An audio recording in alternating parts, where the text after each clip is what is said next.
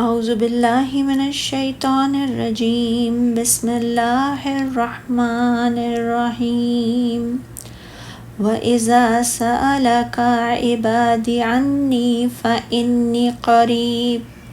أُجِيبُ دَعْوَةَ الدَّاعِ إِذَا دَعَانِ فَلْيَسْتَجِيبُوا لِي وَلْيُؤْمِنُوا بِي لَعَلَّهُمْ يَرْشُدُونَ۔ اور اے نبی صلی اللہ علیہ وآلہ وسلم، جب میرے بندے آپ سے میرے بارے میں سوال کریں تو بے شک میں قریب ہوں، میں دعا کرنے والے کی دعا قبول کرتا ہوں جب بھی وہ مجھ سے دعا کرے، بس چاہیے کہ وہ بھی میرے حکموں کو مانیں اور مجھ پر ایمان لائیں تاکہ وہ ہدایت پائیں۔ ابو موسیٰ شعریٰ رضی اللہ تعالیٰ عنہ سے روایت کیا ہے کہ ہم رسول اللہ صلی اللہ علیہ وسلم کے ساتھ ایک غزوہ میں تھے کہ ہم جب بھی کسی ٹیلے پر چڑھتے یا کسی وادی میں اترتے وہ تو بلند آواز سے تکبیریں کہتے، تو رسول اللہ صلی اللہ علیہ وسلم ہمارے قریب تشریف لائے اور آپ صلی اللہ علیہ وسلم نے فرمایا،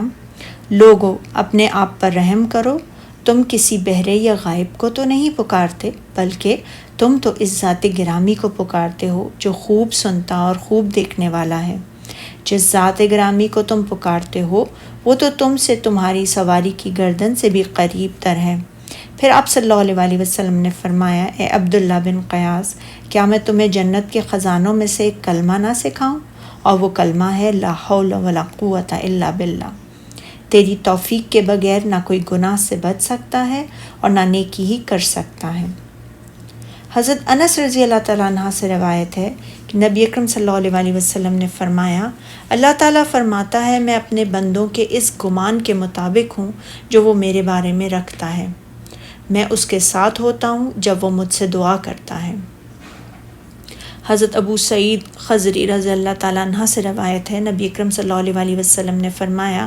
جب بھی کوئی مسلمان اللہ تعالیٰ سے ایسی دعا کرے جس میں کوئی گناہ کی بات یا قطع رحمی نہ ہو تو اللہ تعالیٰ اسے 3 باتوں میں سے ایک ضرور عطا فرما دیتا ہے، یا تو اس کی دعا کو فوراً قبول فرما لیتا ہے، یا اسے آخرت کے لیے ذخیرہ فرما دیتا ہے، یا اس دعا کی برکت سے اسی طرح کی کسی مصیبت کو دور فرما دیتا ہے۔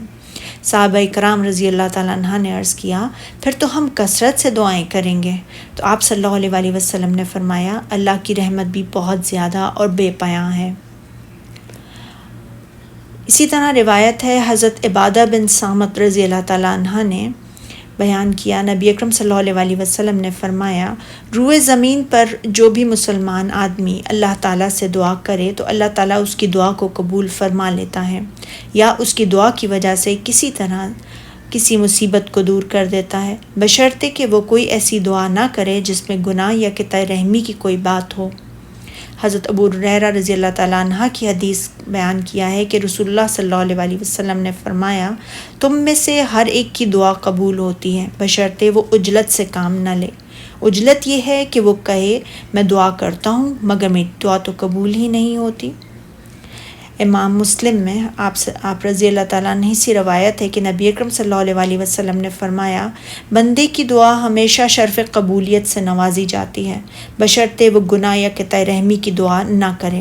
اور جلدی نہ کرے۔ عرض کی گئی، اے اللہ کے رسول صلی اللہ علیہ وسلم، جلدی کرنے سے کیا مراد ہے؟ تو آپ صلی اللہ علیہ وسلم نے فرمایا، یہ کہ وہ کہے میں نے تو بہت دعا کی ہے لیکن میرا خیال ہے میری دعا قبول نہیں ہوگی، پھر وہ مایوس ہو کر دعا ترک ہی کر دے۔ عبداللہ بن عمر رضی اللہ تعالیٰ عنہ سے روایت ہے رسول اللہ صلی اللہ علیہ وسلم نے فرمایا، دل برتنوں کی طرح ہیں، بعض کی نسبت زیادہ یاد رکھنے والے ہیں۔ اے لوگو، تم جب اللہ سے سوال کرو تو اس سے اس طرح سوال کرو کہ تمہارے دل قبولیت کے یقین سے سرشار ہوں، کیونکہ جو شخص غافل دل کے ساتھ دعا کرے تو اللہ تعالیٰ اس کی دعا کو شرف قبولیت سے نہیں نوازتا۔ اور حضرت ابو ہریرہ رضی اللہ تعالیٰ عنہ سے روایت ہے کہ رسول اللہ صلی اللہ علیہ وسلم نے فرمایا، 3 آدمیوں کی دعا رد نہیں ہوتی، امام عادل، روزے دار کی روزہ افطار کرنے کے وقت، اور مظلوم کی دعا۔ اسے اللہ تعالیٰ روز قیامت بادلوں سے بھی اوپر اٹھائے گا اور اس کے لیے آسمان کے دروازے کھول دیے جائیں گے، اور اللہ تعالیٰ فرمائے گا، مجھے اپنی عزت کی قسم میں ضرور تیری مدد کروں گا، خواہ کچھ عرصہ بعد ہی صحیح۔ صدق اللہ العظیم.